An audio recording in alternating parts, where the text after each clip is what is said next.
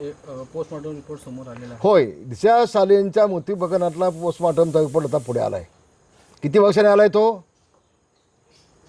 आताच मीडियाच्या हातामध्ये कसा लागला तो? आणि मग म्हणून मी म्हटलं ही केस सीबीआयकडे द्या, दूध का दूध पाणी का पाणी होईल. त्याच्यामध्ये कोणी हस्तक्षेप केला का? त्यांना जसा रिपोर्ट हवा तसा बनवून घेतला का? तिच्या छातीवरती जखम होती, तिच्या पोटावरती जखम होती, ती पडली, डोक्यावरती पडली, डोकं फुटलं मी समजू शकतो. पण हातावर पायावरती आणि छातीवरती जखमा आल्या कुठून? हे संशयास्पद नाही. आणि म्हणून या केसमध्ये सखोल चौकशी पुन्हा एकदा झाली पाहिजे.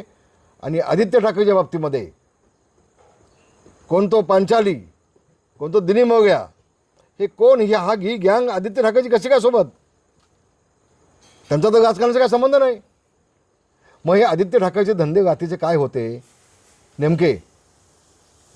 ही चौकशी झाली चालू, त्याच्यामध्ये ही देखील माहिती आपल्याला महाराष्ट्राला मिळेल आणि महाराष्ट्राच्या जनतेसमोर स्पष्टपणे येईल. ज्या शिवसेना प्रमुखांनी संघर्ष करून शिवसेना मोठी केली, त्यांचे नातूचे नेमके धंदे काय होते, काय आहेत, आणि त्याचा बाप त्याला कसा वाचवायचा प्रयत्न करतोय, हे महाराष्ट्राच्या जनतेसमोर येणं अत्यंत आवश्यक आहे, अत्यंत गरजेचं आहे. आणि म्हणून ही जी बाब आहे ती अतिशय गंभीर आहे. सीबीआयला केस दिली पाहिजे. याच्यामध्ये कोणी हस्तक्षेप केला आहे का? याच्यामध्ये रिपोर्ट बदलायचं काम कोणी त्यावेळेला केलं आहे का? कारण आमची एक माजी महापौर जाऊन तिच्या बापासमोर बसत होती. ती का बसत होती? मग त्यांना काय मॅनेज करण्याचं प्लॅन चाललं होतं का उद्धव ठाकरेंचं? ह्या सगळ्या बाबी समोर येणं अत्यंत आवश्यक आहे, अत्यंत गरजेचं आहे असं मला वाटतं.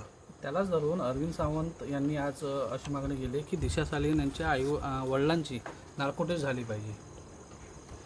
जर दिशा सालेंच्या आई वडिलांची नार्कोटेज झाली पाहिजे तर मग आदित्य ठाकरेची पण नार्कोटेज झाली पाहिजे. म्हणजे दूध का दूध पाणी का पाणी नक्की होईल. अरविंद सावंत यांचे मी आभार मानतो, त्यांना मी धन्यवाद देतो, त्यांनी चांगली मागणी केली.